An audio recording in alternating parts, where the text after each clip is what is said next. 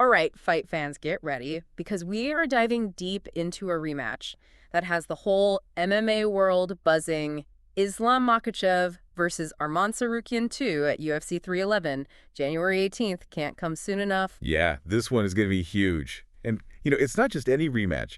Their first fight back in 2019 was an absolute war. Seriously, one for the history books, a legendary grappling battle. Some say it was one of the most technical fights the UFC has ever seen. Makhachev squeaked out a decision, but Tsarukyan showed everyone he was a serious threat. Right, and since then, Makhachev has become the champ, and he's been unstoppable just running through the division. And Tsarukyan's been on fire too, racking up wins and looking better every time he steps in the octagon. Some experts even think he has what it takes to pull off the upset this time around. So we've got a ton of hype around this fight, wild betting odds, two contrasting styles, and a whole lot of bad blood. Oh yeah, there's definitely some history there. Whoa.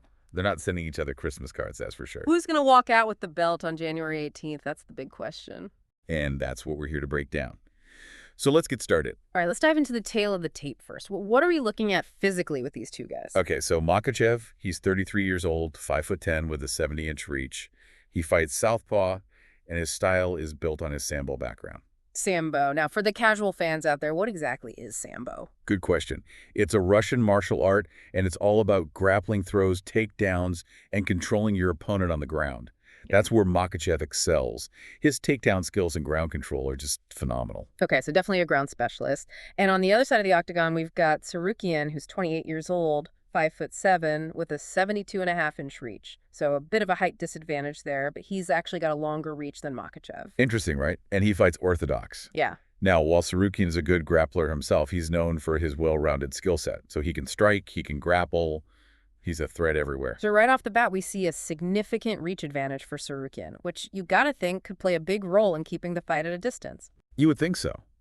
But you can't underestimate Makhachev's ability to close the distance and get the fight where he wants it on the ground. He's relentless. And, the odds makers, they seem to agree with you. They've got Makhachev as the heavy favorite at Mag 410. Not surprising, right? Oh. I mean, he is the champ, and he's been absolutely dominant. But those odds also tell you that Tsarukyan is no slouch. Yeah, Tsarukyan's underdog odds are somewhere between plus 265 and plus 275, which honestly is pretty tempting for anyone who likes a good gamble. It is. Yeah. A lot of people are sleeping on Tsarukyan, but I think this fight is closer than those odds might suggest. I'm with you on that. I'm not saying I'm betting the house on Tsarukyan, but I'm just saying those odds could mean a nice payday for anyone who believes in the upset. Absolutely. So let's move past just the physical stats and the odds. Let's really dive into what makes these fighters tick, what makes them so dangerous. Let's talk about Makhachev first. What is it about his style that makes him so dominant? Well, you can't talk about Makhachev without talking about Sambo. His mastery of that martial art is what sets him apart. His ability to control the fight on the ground is just phenomenal. We saw that in his championship win over Charles Oliveira. Remember when he trapped Oliveira in that scarf hold and then transitioned seamlessly to an armbar? It was like watching a textbook Sambo demonstration. It was beautiful. And, with 12 submission wins on his record, it's clear that his ground game is just a nightmare for anyone he faces. He really is a submission machine. But it's not just the physical skills, right? His fight IQ is off the charts. Oh, absolutely. He's incredibly patient, picks his shots carefully, and rarely makes mistakes.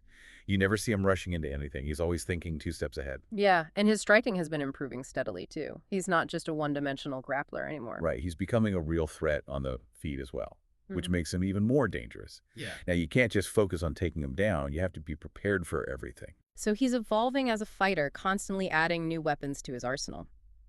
Okay, so we've talked about Makhachev's strengths, but even the champ has weaknesses, right? Everyone has a chink in their armor. Of course. No fighter's perfect.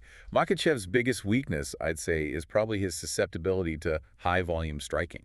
So if someone can keep the fight standing and just keep throwing punches? Exactly. If an opponent can keep the pressure on and land consistently, that's where Makhachev starts to have problems. And what about his takedown defense? How good is he at stopping those takedowns? It's good, but it's not impenetrable. If someone can stuff his takedowns consistently, it disrupts his whole game plan. You take away his grappling, you take away his biggest weapon. So basically the key to beating Makhachev is to avoid his grappling at all costs.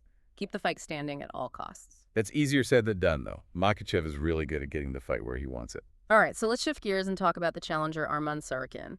What are his biggest strengths coming into this rematch? Well, if Makhachev is all about methodical control, Tsarukyan brings explosiveness to the table. His striking is lightning fast, and he's got serious knockout power. He can end the fight with one punch. And he's been working specifically on his takedown defense since that first fight with Makhachev, right? Exactly. He's been training with former two-division champ Daniel Cormier, focusing on sprawling and creating space techniques that are crucial to stopping Makhachev's takedowns. And you can see the results of that training in his recent fights. His knockout of Beneil Dariush was brutal. That sent shockwaves through the division. Oh yeah, that was a statement win.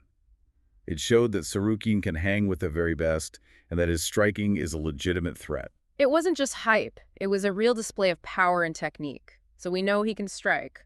We know he's been working on his takedown defense. What else makes Tsarukyan dangerous? His cardio.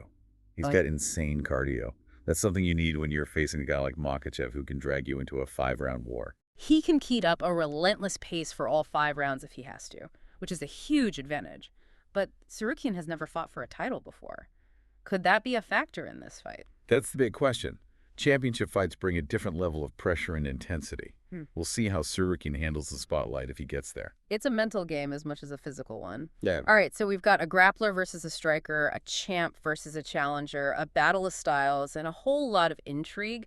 To really understand where these guys stand, let's take a quick look at their recent performances. What kind of form are they coming into this fight with? Okay, so Makhachev's record speaks for itself. He hasn't lost a fight since 2015. That's an insane win streak. It is, and in his last 5 fights, he's beaten Dustin Poirier, Charles Oliveira, and even the featherweight champ Alexander Volkanovski. He's basically cleaned out the division. He's been on an absolute tear, but Tsarukyan's been no slouch either. He's coming off 4 straight wins, including that knockout of Dariush and a TKO over Joaquim Silva. Right? Even though he lost to Makhachev in their first fight, he's been on fire ever since, clearly showing a ton of improvement. So both guys are coming in at the top of their game. This rematch is shaping up to be one for the history books. No doubt about it. This one's going to be a banger. But before we get too ahead of ourselves, let's get down to the tactics. Yeah. How do you see this fight playing out strategically? What are each fighter's paths to victory? Okay, so strategically, I think we'll see 2 very different approaches. Makhachev is going to want to close the distance, use his clinch work, and get Tsarukyan to the mat. That's where he can unleash his sambo mastery and control the fight. Classic Makhachev, wear Tsarukyan down and look for the finish or a dominant decision. Exactly. But Tsarukyan's game plan has to be the opposite. He needs to keep the fight standing. Use his reach advantage to land jabs and leg kicks and stay away from the clinch at all costs. So it's going to be a battle of wills. Okay. Can Tsarukyan stop those takedowns, or will Makhachev find a way to drag him into deep water like he did in their first fight? That's the million-dollar question. Yeah. If Tsarukyan can keep it standing, he's a real shot at hurting Makhachev. Yeah. But if Makhachev gets him down, it could be a long night for the challenger. It's a classic matchup, the unstoppable force versus the immovable object. And we'll see who breaks first on January 18th. I can't wait. Me neither. All right, so we've talked about the fighters, their styles, the tale of the tape, but now let's get to the fun part. The betting odds. Yeah, the odds for this one are interesting. For sure, Makhachev is the heavy favorite at -410, which makes sense. He's the champ, he's on a crazy win streak. Right. But Tsarukyan's underdog status is what I find intriguing. Those odds between +265 and +275, those are pretty tempting. You know, I have a history of betting on underdogs. Oh, really? Any big wins you want to brag about? Well, let's just say I was feeling pretty good after Michael Bisping knocked out Luke Rockhold back when nobody gave him a chance. Ah, the upset king. That's awesome. So yeah, I'm not ruling out Tsarukyan, especially with those odds. Little sprinkle in the underdog never hurt anyone. I like your style. But let's break down some specific bets and see where the real value lies. Okay, let's walk through the options. What are we looking about? So first, you've got your basic moneyline bet. Just picking who wins the fight. Makhachev at -410 means you'd have to bet $410 to win $100. So not a huge payout, but a pretty safe bet, you could say. Relatively safe. I mean, anything can happen in MMA. True, true. But what about Tsarukyan? What would a win for him pay out? Well, his odds are between +265 and +275. So for every $100, you bet you can win between $265 and $275. Not bad. Definitely not bad. Okay, so the money line is pretty straightforward, but what if you want to get a little more creative with your bets? Well, you can bet on the method of victory, knockout, submission, or decision. Makes sense. So given Makhachev's grappling dominance, a bet on him winning by submission seems pretty tempting. Yeah, a lot of people are thinking that, especially with 12 submission wins already on his record. But remember, Tsarukyan has been working hard on his takedown defense. That's true. If he can keep the fight standing, a submission win for Makhachev becomes less likely. Right? So maybe a bet on Makhachev to win by decision is the smarter play. It's definitely a strong possibility. We both seem to think that's the most probable outcome. I'd say so. But, you can't completely discount Tsarukyan's knockout power. Yeah, that knockout of Dariush was brutal. If he catches Makhachev with one of those bombs, it's game over. A Tsarukyan win by KO TKO would pay out big time for anyone brave enough to bet on it. All right, so we've covered the money line and the method of victory.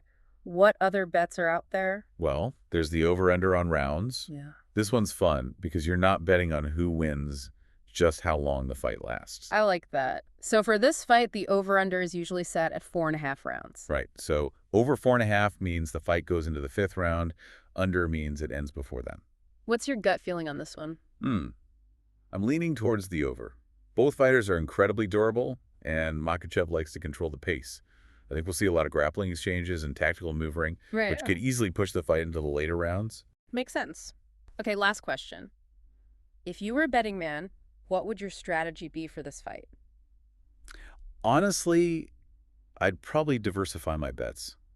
Put a solid chunk on Makhachev by decision, a smaller amount on Makhachev by submission, and maybe a little sprinkle on Tsarukyan by KO TKO just for fun. Smart. You're covering all your bases. That's a good strategy. Always good to have a backup plan.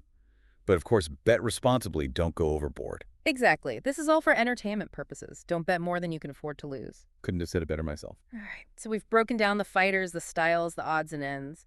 But now I want to step back and look at the bigger picture. What are the real X factors that could decide this fight? Yeah, the things that could swing the momentum one way or the other. Exactly. And what does this rematch mean for the lightweight division as a whole? This fight is about more than just the belt, It could really shake things up at 155 pounds. So what are we looking at here? What are those big unknowns? Well, we've talked about it a lot already, but Tsarukyan's takedown defense is the biggest question mark. Can he really neutralize Makhachev's grappling for a full 5 rounds? That's the key. It opens up so many possibilities for him. But if Makhachev gets him down even for short periods, it changes the whole fight. Absolutely. Yeah. And another thing to consider is Tsarukyan's chin.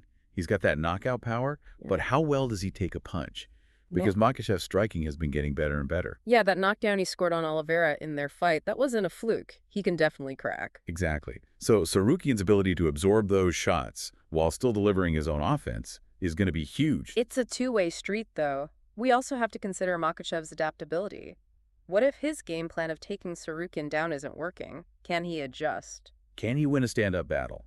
Can he find a way to win even if the fight isn't going his way? It's a real test of his fight IQ. He's shown he's a smart fighter, but this is where we see how he reacts under pressure against a guy like Tsarukyan who's hungry for revenge. This is what makes this fight so fascinating. So many questions, so many possibilities. And the answers will not only determine the winner, but they'll also give us a glimpse into the future of these two fighters and the division as a whole. For sure.